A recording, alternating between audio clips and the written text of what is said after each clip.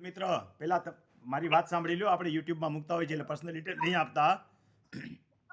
Okay sir. હવે જે વસ્તુના પ્રશ્નો અનેક વખત કહેવાઈ ગયા છે, તમને વિડીયો મોકલી દીધો, છતાંય શું કામ આગ્રહ રાખો છો કે મને ફોન કરો, મને ફોન કરો? એક વસ્તુ સમજો, સર સવારે 4 વાગ્યાથી રાતના અત્યારે 11 વાગશે હમણાં, ત્યાં સુધી જવાબ આપું છું. ઓકે. હવે ખાતેદારી તૂટવાનો પ્રશ્ન છે તમારો તો જગ જાહેર છે. અને આવું બધું સમજવું હોય તો તાલીમ કેમ્પમાં તો તમારે આવવું નથી શીખવા માટે, છતાંય તમારા આત્માને સંતોષ ખાતર પૂછી લ્યો, હું પૂછવું છે, હાલો. આવું છે પણ એ ન મારે આવો તો અત્યારે કાંઈ સાહેબ મારા ઉપર મુંબઈ ઉપકાર જવું નથી છે. કરતા. આ તમે ચોથી વખત તમને વિડીયો મોકલો છે. બોલો, શું પૂછવું છે? સાહેબ મારે જે દાદાની નામે પહેલેથી જમીન આવી હતી હમ 1957 માં, હમ પછી એમના નામ ચડી ગયા, દાદાનું નામ આવી ગયું. હમ પછી 1964 લગી એ દાદા જીવતા હતા. હમ પછી એમના જે સન હતા એમનું નામ ચડ્યું નહીં. હા, અને જમીન એમના ખરીદાઈ પુત્રનું ગઈ નામ ચડી ગયું. અને એમના જમીન ખરીદી પુત્રનું નામ લીધી. ચડાઈ દીધું. હવે એ મારી પાસે લઈને આવજો, એના સાધની કાગળ લઈને. એમાં જો ખેડૂત પુત્ર લખેલું હશે તો તમે બચી ગયા, નકર મુવા. હવે તમારો વિષય નથી, બતાવજો તો જોઈ દઈશ.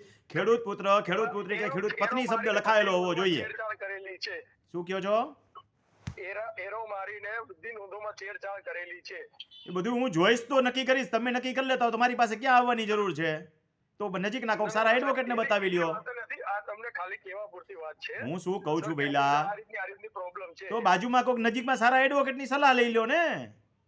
સાહેબ મેં એડવોકેટને આપ્યું હતું, પણ એડવોકેટે કેવું કર્યું કે એમણે શું કર્યું, મૂક્યો આપણે એમને પ્રાંત અધિકારીમાં મૂક્યો. હમ તો પ્રાંત અધિકારીએ એમને ભાઈ ઉપરોક્ત નોંધના હિસાબે આપણો કેસ ઉડાડી દીધો. હવે બધું હવામાં વાતું કાંઈ નહીં હાલે. હું જ્યાં સુધી વાંચીશ નહીં ત્યાં સુધી મને કાંઈ ખબર ન પડે. હંમેશા વાંચેલા શબ્દોનું અર્થઘટન જ કાયદાની પરિભાષામાં સાચું કહેવાય. બરાબર. કોઈ વ્યક્તિ મને બોલી સંભળાય ને તોય હું એમ કહું, લાવ ભાઈ કાગળ લાવ. અદાલતમાં ઈ જ થાય. અદાલતમાં વકીલ દલીલ કરે તો ન હાલે, કાંઈ કહી દે કાગળ લાવ. કાગળનું અર્થઘટન મેજિસ્ટ્રેટ કરે. સિસ્ટમ શું હોય તમે વિચારો જી. હમ હંમેશા કાયદાની પરિભાષામાં દરેક શબ્દનું અર્થઘટન થાય. એ અર્થઘટન ઉપરથી આપણને સામેવાળો અધિકારી જે અર્થઘટન કરે એનાથી આપણે નારાજ હોય તો આપણે અપીલમાં જાય છે. અપીલમાં ઉપરી અધિકારી જે છે એનું અર્થઘટન જુદું થાય એમ પણ કહી શકે, અથવા તો એ જ હતું એમ પણ કહી શકે. તો એ અધિકારીનું નોલેજ બતાવે છે. બોલો, હજી શું પૂછવું છે? આમાં હવે છેલ્લે એવું જ હતું કે ભાઈ મારા ફાધર રહ્યા, મારા દાદા રહ્યા, એમના નામે 1970 માં જમીન આવી છે. અને 72 માં ભાગ પડીને 72 માં એમના નામે ચડ્યું છે. પણ પેલા તો એમની ખાતેદારી તૂટી ગઈ ને.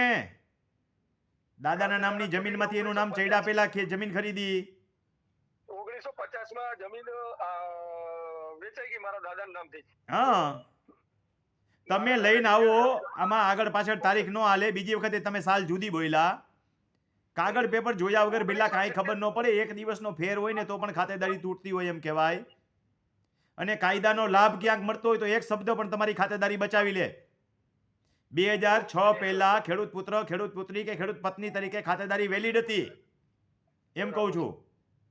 આનું અર્થઘટન સમજાય તો સમજી લેજો, કાં કોઈક એડવોકેટ પાસેથી સલાહ લઈ લેજો, અને કાં તાલીમ કેમ્પમાં આવજો. આ 3 વિકલ્પ થયા તમારી પાસે. Okay sir. બોલો, હજી આત્માના સંતોષ માટે પૂછવું હોય તો પૂછી લ્યો. ના સર. ભલે ભાઈ, આવજો. આવજો. ખેડૂતો સમજતા જ નથી. જે વસ્તુના જવાબ અનેક વખત અપાઈ ચૂક્યા છે. ખાતેદારી તૂટવા કેટલા કારણોસર ખાતેદારી તૂટે એનો મારો આખો વિડીયો છે. અને હવે તો યુટ્યુબની અંદર આખું પ્લેલિસ્ટ બનાવીને મેં મૂક્યું છે, જેથી કરીને ખેડૂતોને સમજદારીથી પોતાની જાતે સમજી શકે. હવે આ લોકો જે આ ભાઈ પૂછવાવાળા હતા એ ફેસબુકમાંથી હતા. ફેસબુકવાળાએ મારા કરંટ આમ કન્ટિન્યુએશન વિડીયો કોઈ દી જોયા નથી. એમાં કાંઈ પ્લેલિસ્ટ આવે નહીં. એટલે ફેસબુકવાળા વધુમાં વધુ હેરાન કરે, કારણ કે એને આગળ પાછળનો રેફરન્સ કશો છે જ નહીં. ફેસબુકમાં ઉડતો જે વિડીયો આવ્યો એ જોઈ લીધો. ફેસબુકમાં યુટ્યુબ જેવી ફેસિલિટી નથી. યુટ્યુબમાં જઈને રમણીભાઈ કોટડિયા લખો એટલે મારા તાલીમ કેમ્પના વિડીયો દેખાશે. દરેકનું મેં પ્લેલિસ્ટ બનાવ્યું છે એ દેખાશે. બીજી ચેનલ ખેડૂત માર્ગદર્શન છે તો ખેડૂત સાથે થયેલી વાતચીત અને આપેલા માર્ગદર્શનના વિડીયો, એમાંથી પણ રોડ રસ્તાના વિડીયો અલગ છે, ખેડૂત ખાતેદારી લગતા વિડીયો અલગ છે. આ બધું પ્લેલિસ્ટ અલગ અલગ શોર્ટ આઉટ કરીને બતાવેલું છે. હવે યુટ્યુબમાં જઈને રમણીભાઈ કોટડિયા લખીને યુટ્યુબના વિડીયો જોશે, એને આ રીતે સિક્વન્સમાં અને એકઠું કરેલું તમામ નોલેજ મળી રહેશે. બાકી ફેસબુકમાં તો આમાં ઉડતું આવતું હોય એ આવે, જે તમારા હાથમાં આવ્યો વિડીયો એ તમે જોયો.